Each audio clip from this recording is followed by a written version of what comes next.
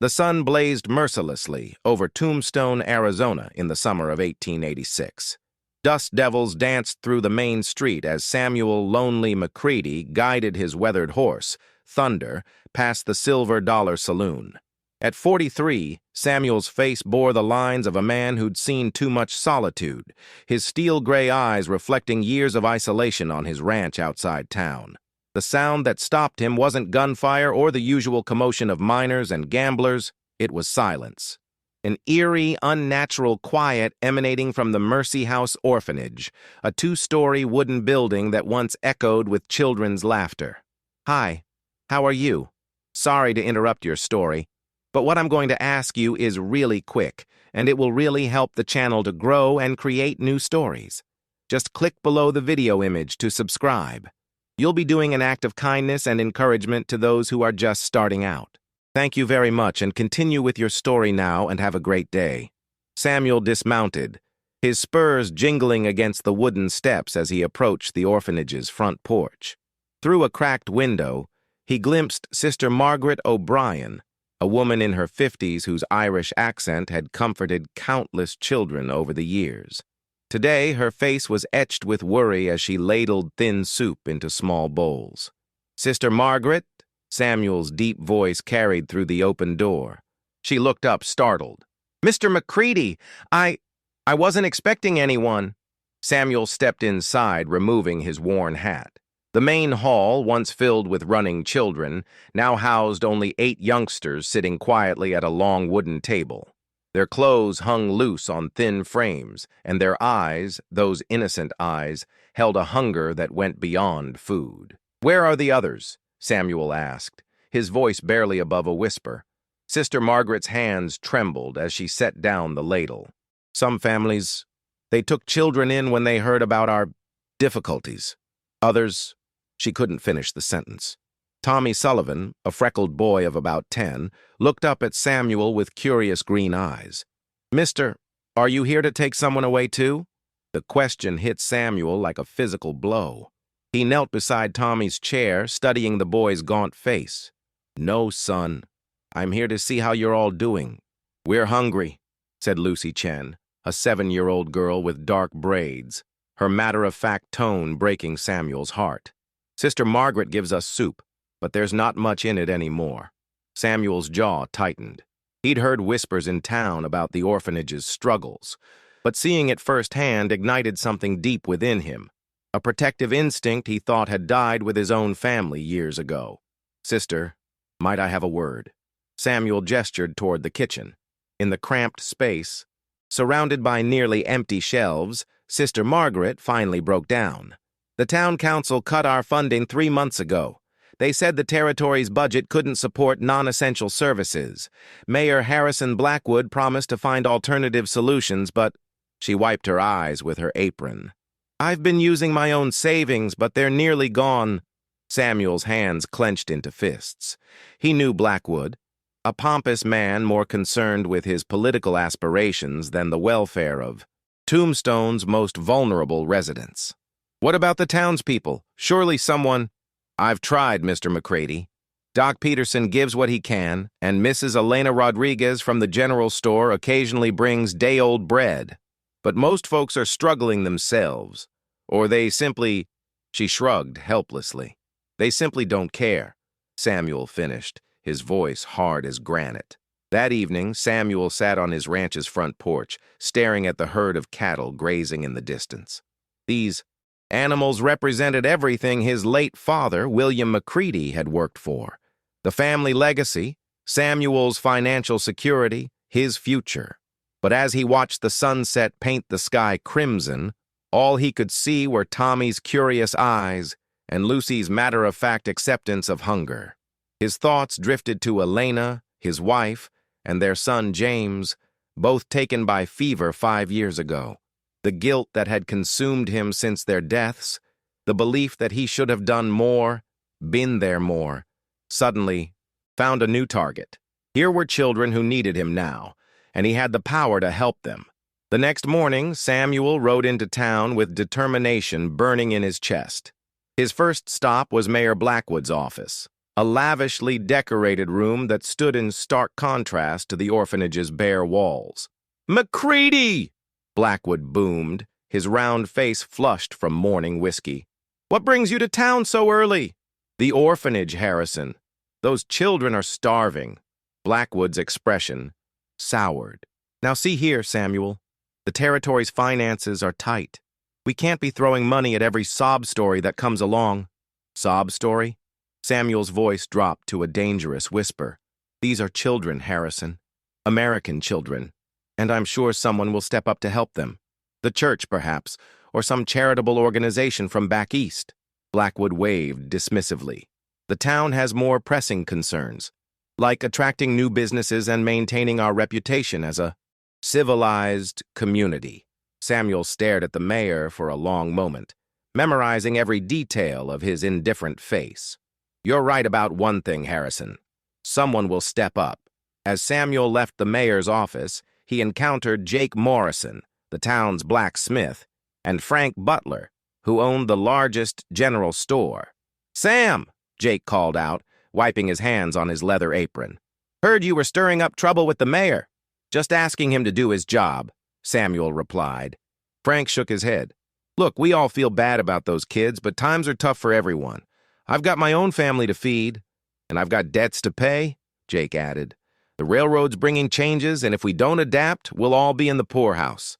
Samuel looked at these men, people he'd known for years, shared drinks with, called friends. Now they seemed like strangers, their faces closed off, their hearts hardened by circumstance and selfishness. "What if I told you there was a way to help those children without it costing you a dime?" Samuel asked. The two men exchanged glances. "What are you getting at, Sam?" Frank asked suspiciously. Samuel smiled grimly. "Nothing that concerns you, Frank. Nothing at all." That night, Samuel sat in his study, staring at the deed to his cattle herd. 150 head of prime beef cattle worth enough to feed the orphanage for years. His father's voice echoed in his memory. "This land, these cattle, they're our legacy, son. Promise me you'll never let them go." But as Samuel looked out his window toward town, where 8 hungry children lay sleeping in cold beds, he realized that some promises were meant to be broken. Some legacies were worth more than land and livestock. He reached for his pen and began writing a letter to Marcus Webb, the cattle buyer from Phoenix, who'd been trying to purchase his herd for months.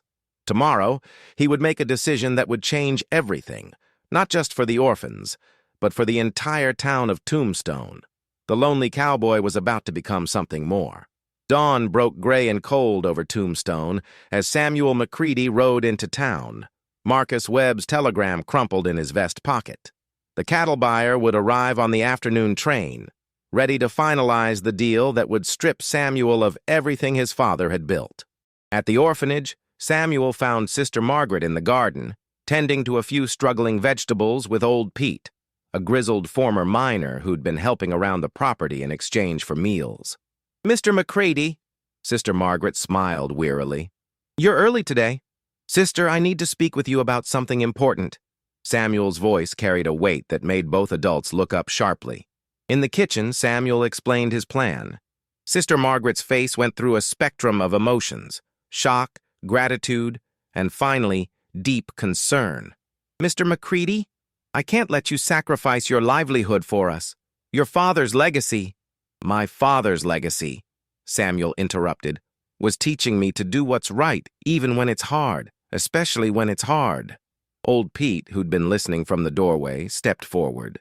"Son, I've known your daddy since before you were born." William McCready was a good man, but he was also practical. "You sure about this?" Before Samuel could answer, the sound of children's voices drifted from the main hall. Tommy Sullivan was leading the younger ones in a song, a simple melody about hope and friendship that seemed to fill the empty spaces in the old building. "I'm sure," Samuel said quietly. Word of Samuel's plan spread through Tombstone like wildfire. By noon, a crowd had gathered outside Murphy's saloon, where the town's unofficial council of influential men had convened. Sheriff Tom Bradley, a fair man in his 50s, tried to maintain order as voices rose in heated debate. "The man's lost his mind," declared Cornelius Ashford, the bank president. "Selling his entire herd for a bunch of orphans? It's financial suicide." Doc Peterson, a thin man with kind eyes, stood up from his corner table. "Maybe Samuel's the only one of us who hasn't lost his mind. Those children are dying slowly, and we're all just watching it happen." Reverend Joshua Mills nodded in agreement. "The good book says we're judged by how we treat the least among us. Perhaps Mr. McCready is showing us what true Christian charity looks like." But Frank Butler wasn't convinced. "Christian charity is one thing, Reverend, but this is madness. What happens when McCready's broke and can't help anyone? What happens when the next crisis comes along?" The debate was interrupted by the arrival of Victoria Blackwood, the mayor's daughter, a woman in her 30s whose beauty was matched only by her sharp intelligence. Unlike her father, Victoria had always shown interest in the town's social issues. "Gentlemen," she said, her voice cutting through the noise, "while you're debating the wisdom of Mr. McCready's actions, perhaps you should be asking yourselves why one man feels compelled to shoulder a burden that should belong to all of us." Her words hung in the air like smoke from a gunshot. Meanwhile, at the train station, Marcus Webb stepped off the 215 from Phoenix, a well-dressed man in his 40s with calculating eyes and a reputation for driving hard bargains. Samuel met him with a firm handshake and a heavy heart. "McCready," Webb said, looking around the dusty platform. "I have to admit, I'm surprised. When I got your telegram, I thought someone was playing a joke. You've been turning down my offers for 2 years. Circumstances change, Mr. Webb." They rode out to Samuel's ranch, where the cattle grazed peacefully in the afternoon sun. Webb examined the herd with a practiced eye, nodding approvingly at their condition. "Fine animals," Webb admitted. "Healthy, well-fed. I can offer you $8,000 for the lot. That's more than fair market value. $8,000. Enough to feed and clothe the orphans for years, with money left over for improvements to the building." Samuel thought of his father's calloused hands building the ranch fence by fence, of the dreams that had died with Elena and James. "Deal," Samuel said, extending his hand. As they shook on it, Miguel Santos, Samuel's longtime ranch hand, approached with obvious distress. "Senor Samuel, you don't have to do this. We can find another way." "There is no other way, Miguel," Samuel replied gently. "And even if there was, this is the right way." That evening, news of the completed sale reached town just as the saloons were filling with their usual crowd. The reaction was explosive. At Murphy's saloon, Jake Morrison slammed his beer mug on the bar. "He actually did it! The crazy fool actually sold his herd!" Frank Butler shook his head in disgust. "Mark my words, this won't end well. McCready's set a precedent now. Every time there's a problem in this town, people will expect someone to make grand gestures." But not everyone shared their sentiment. Elena Rodriguez, the store owner's wife, had tears in her eyes.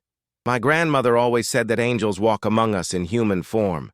Perhaps we've been blessed with one." Dr. Peterson raised his glass. "To Samuel McCready, a man who remembers what it means to be human." The toast was echoed by several patrons, but the division in the room was clear. Tombstone was splitting into 2 camps, those who saw Samuel as a hero and those who saw him as a dangerous fool. Later that night, Samuel sat alone in his now empty pasture, the silence broken only by the distant howl of coyotes. The weight of what he'd done was beginning to settle on his shoulders like a heavy blanket. Thunder, his horse, nuzzled his shoulder as if sensing his master's turmoil. "What do you think, old friend?" Samuel murmured, stroking the horse's neck. "Did we do the right thing?" His answer came in the form of approaching hoofbeats. Victoria Blackwood emerged from the darkness, riding side saddle on a beautiful mare. "Mr. McCready," she said, dismounting gracefully, "I hope you don't mind the intrusion." "Not at all, Miss Blackwood. Though I have to say this is an unusual time for a social call." Victoria's laugh was soft, but tinged with sadness. "These are unusual times, wouldn't you say? When one man's act of kindness becomes the talk of an entire town?" They stood together in comfortable silence, looking out over the empty pasture bathed in moonlight. "My father thinks you're a fool," Victoria said finally. "And what do you think?" She turned to face him, her eyes reflecting the starlight. "I think you're the bravest man I've ever met, and I think this town doesn't deserve you." Samuel felt something stir in his chest, an emotion he'd thought buried with his family. "Miss Blackwood, Victoria," she corrected. "And before you say anything else, you should know that I've been thinking about those children too, about what more we could do to help them." "We? I have some money of my own, Mr. McCready, money my grandmother left me that my father can't touch. It's not as much as what you've sacrificed, but it could help with medical care, education, perhaps even expanding the orphanage." Samuel stared at her in amazement. "Why would you do that?" "Because," Victoria said, mounting her horse, "someone once told me that we're judged by how we treat the least among us, and because I've seen what one person's courage can inspire in others." As she rode away, Samuel felt a spark of hope kindle in his chest. Perhaps he wasn't as alone as he'd thought. Perhaps his sacrifice would inspire others to act. But in the shadows of town, darker forces were already moving. Mayor Blackwood had spent the evening in heated conversation with Cornelius Ashford and other influential men, and their discussion had nothing to do with helping orphans. Samuel McCready had upset the natural order of things, and there were those who intended to restore it, no matter the cost. 3 weeks after the cattle sale, the Mercy House Orphanage buzzed with life for the first time in months. The children's laughter echoed through halls that had known only whispers of hunger, and their faces glowed with health as Sister Margaret served hearty meals 3 times a day. Samuel McCready had become a daily fixture at the orphanage, helping with repairs and spending time with the children. Tommy Sullivan had attached himself to the lonely cowboy like a shadow, following him around and peppering him with questions about ranch life. "Mr. Sam," Tommy said one morning as they fixed a broken fence post, "Sister Margaret says you gave up everything for us. Why would you do that?" Samuel paused in his hammering, considering his words carefully. "Sometimes, Tommy, we find our purpose in the most unexpected places. These children, you've given me something I thought I'd lost forever." "What's that?" "A reason to matter." But not everyone in Tombstone shared the joy radiating from the orphanage.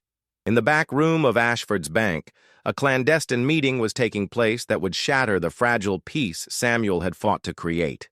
Mayor Harrison Blackwood sat across from Cornelius Ashford, while Frank Butler and Jake Morrison flanked them like sentries. The air was thick with cigar smoke and darker intentions. "Gentlemen," Ashford began, his voice low and measured, "we have a problem. McCready's heroics have created unrealistic expectations among the townspeople.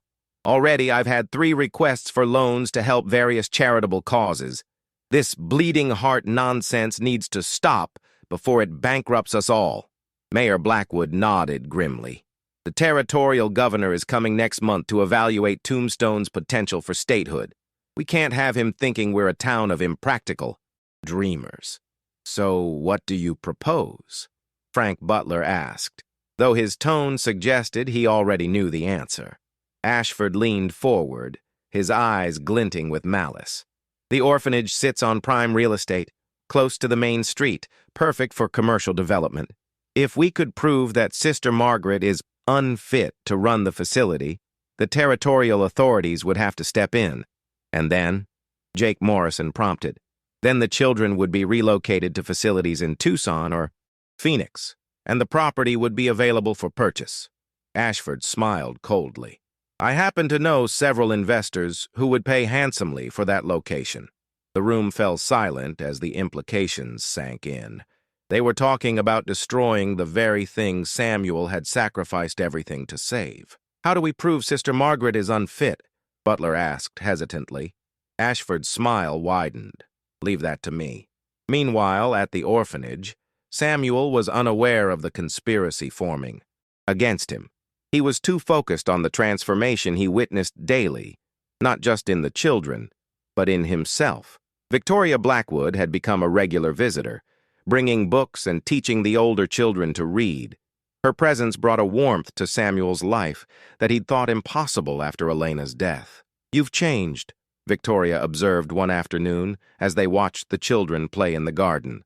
Lucy Chen was teaching the younger ones a game her mother had shown her before she died, while old Pete carved wooden toys from scraps of lumber.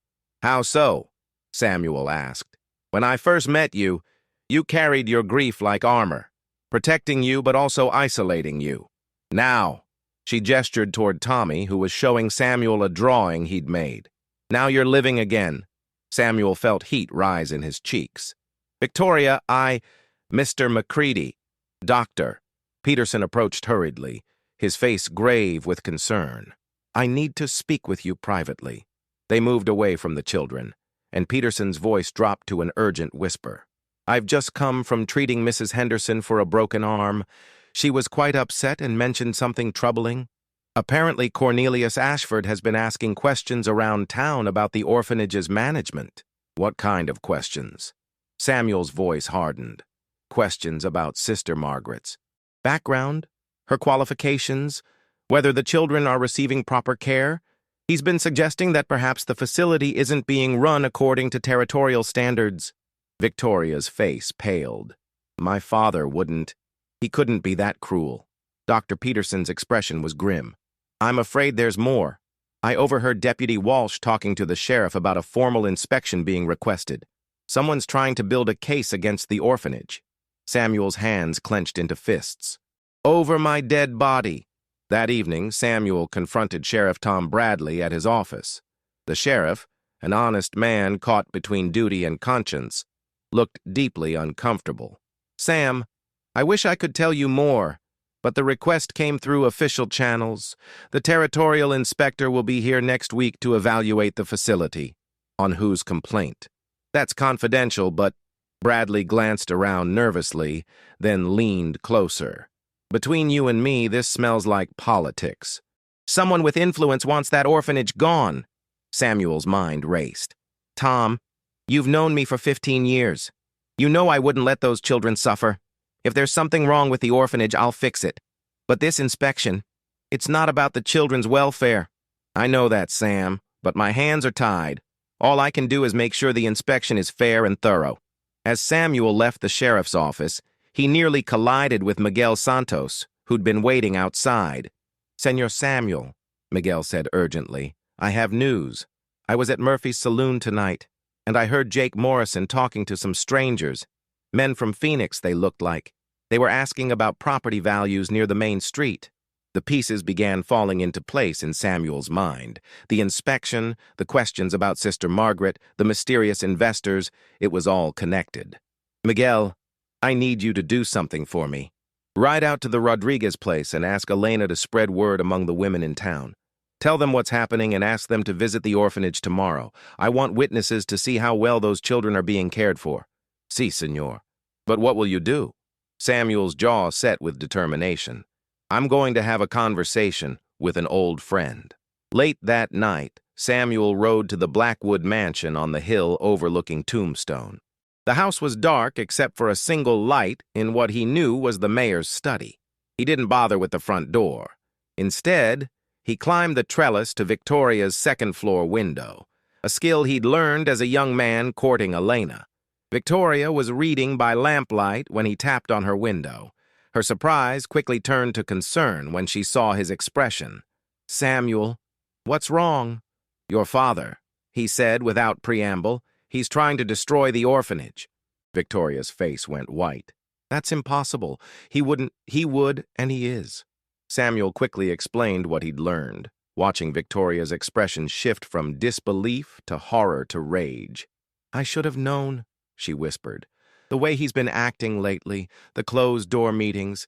Oh, Samuel, what can we do? I need to know what they're planning. Can you find out?" Victoria nodded grimly. "Father keeps his important papers in his study safe. I know the combination. He never changed it from Mother's birthday. Victoria, if you're caught, those children matter more than my comfort," she said firmly. "Besides, someone needs to stand up to my father. It might as well be his daughter." As Samuel climbed back down the trellis, he felt a mixture of admiration and fear for the woman who'd stolen his heart. Victoria Blackwood was proving to be every bit as brave as she was beautiful. But neither of them realized that Deputy Walsh, one of Mayor Blackwood's loyal supporters, had been watching the house. By morning, their secret alliance would be known to their enemies. The battle for the orphanage was about to become a war for the soul of Tombstone itself. The territorial inspector, Charles Whitmore, arrived on the morning train like a harbinger of doom. A thin, officious man with wire-rimmed spectacles and a permanent scowl, he carried himself with the authority of someone who'd never doubted his own importance. Mayor Blackwood and Cornelius Ashford met him at the station, their faces masks of concerned civic duty. "Inspector Whitmore," Blackwood said, extending his hand. "Welcome to Tombstone.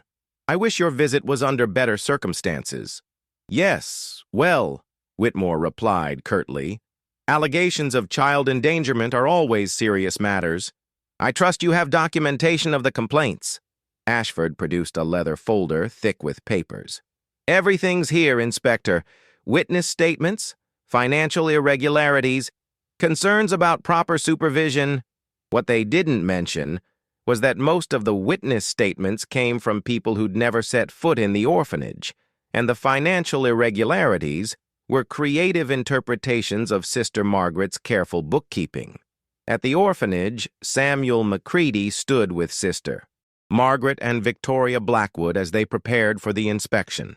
The children, sensing the adults' tension, stayed close to their caretakers. "Remember," Samuel said quietly, "just tell the truth. Show him how well the children are cared for, how happy they are." Sister Margaret nodded, but her hands trembled as she smoothed her habit. "I've run this orphanage for 12 years without a single complaint. Why now?" Victoria's jaw was set with determination. "Because some people value profit more than children's lives." The night before, Victoria had successfully infiltrated her father's study and discovered the full scope of the conspiracy. The plan was even more sinister than they'd imagined.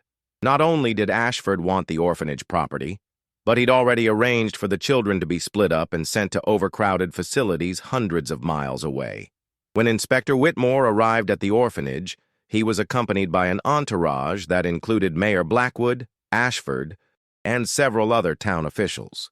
Notably absent was Sheriff Bradley, who'd suddenly been called away on urgent business. "Sister Margaret O'Brien, I presume?" Whitmore's voice was cold as winter wind. "Yes, Inspector. Welcome to Mercy House. Would you like to meet the children?"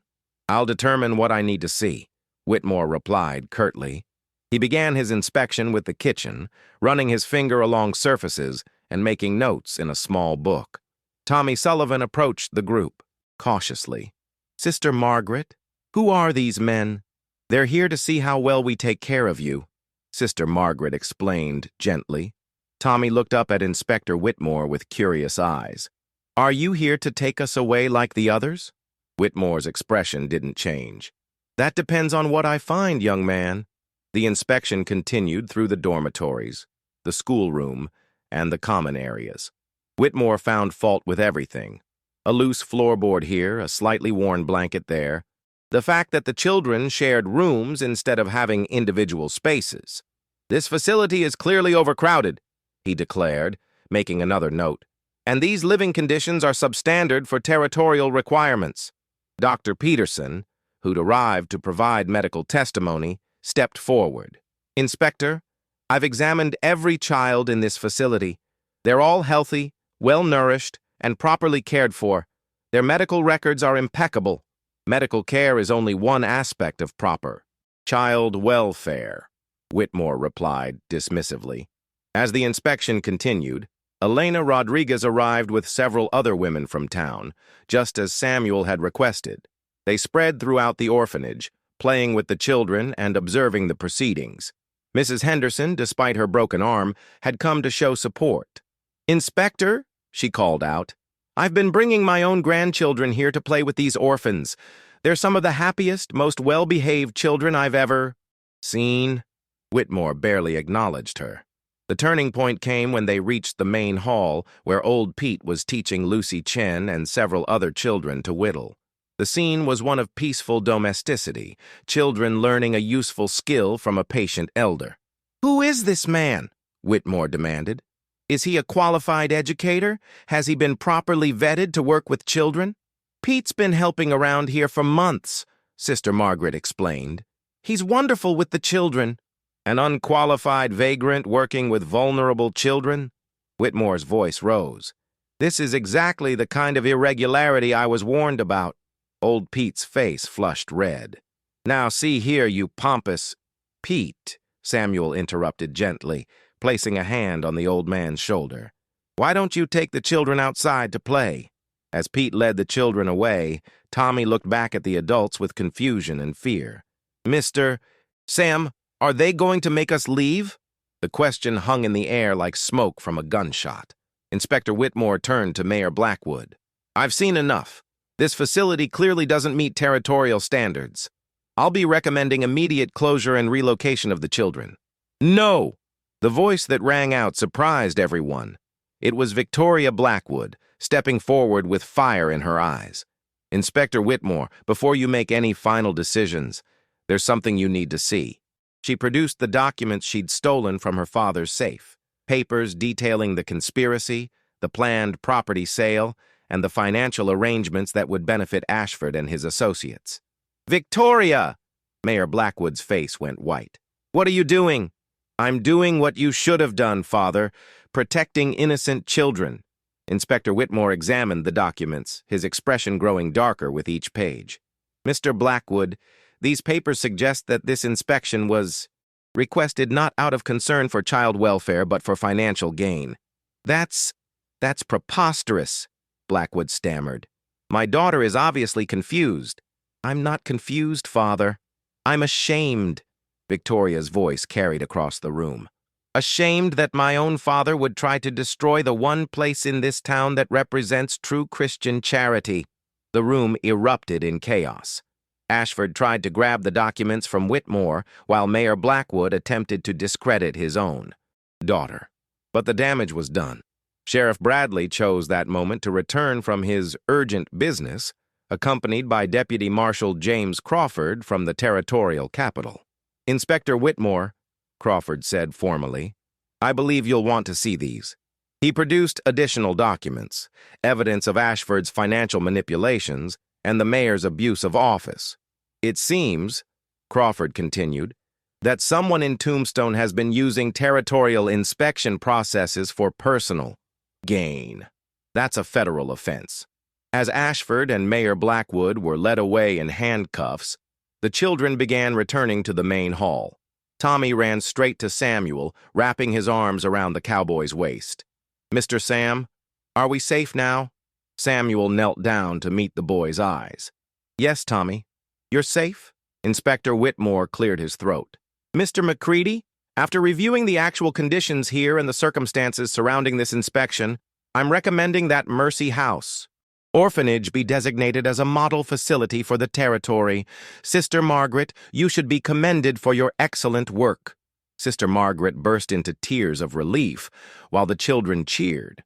As the officials departed and the crowd began to disperse, Samuel found himself alone with Victoria in the orphanage garden. "You saved them," he said softly. "You saved all of them." "We saved them," Victoria corrected. "Your sacrifice inspired others to act. My father was wrong about many things, but he was right about one. You did set a precedent. You showed this town what real courage looks like." Samuel took her hands in his. "Victoria, I have something to ask you." "Yes?" "The ranch is empty now, but it's still mine. These children, they need more than just an orphanage. They need a family. And he took a deep breath. "I need someone to help me give them that." Victoria's smile was radiant. "Samuel McCready, are you proposing to me in an orphanage garden?" "I can't think of a more appropriate place." Her answer was a kiss that tasted of hope and new beginnings. 6 months later, the McCready Ranch had been transformed into an expanded home for the Mercy House children. Tommy Sullivan had his own horse and was learning to be a proper cowboy. Lucy Chen helped Victoria teach the younger children to read. Old Pete had a permanent place at the dinner table, regaling everyone with stories of the old days. Samuel McCready was no longer the lonely cowboy. He was a husband, a father to 8 orphaned children, and a man who'd discovered that sometimes the greatest legacy isn't what you leave behind. It's what you choose to build with your own hands. In the town of Tombstone, people still talked about the day one man's sacrifice changed everything. They talked about courage, about standing up for what's right, and about the power of love to transform even the loneliest heart. And in the evening, when the desert wind carried the sound of children's laughter across the Arizona landscape, Samuel McCready knew that he'd finally found his purpose. The lonely cowboy had come home. Hello, how are you? Did you enjoy the story? Like, share, comment on which city you're watching from, and subscribe to the channel to help us continue adding new, amazing videos. Thank you very much, and come back often.